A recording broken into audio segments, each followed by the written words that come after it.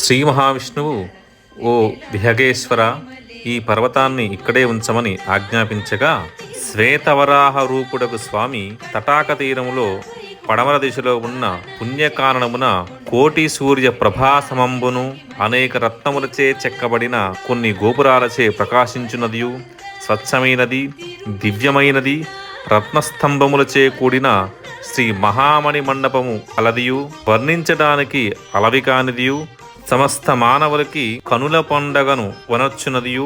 తతోజాతు తటే స్వామి పుష్కరిణ్యాస్తు దక్షిణే మధ్యే విమానం పద్మాక్షః శ్రీనివాసః పరాత్పరః అతిష్టద్దేవదేవోపి శంఖచక్ర గదాధరః.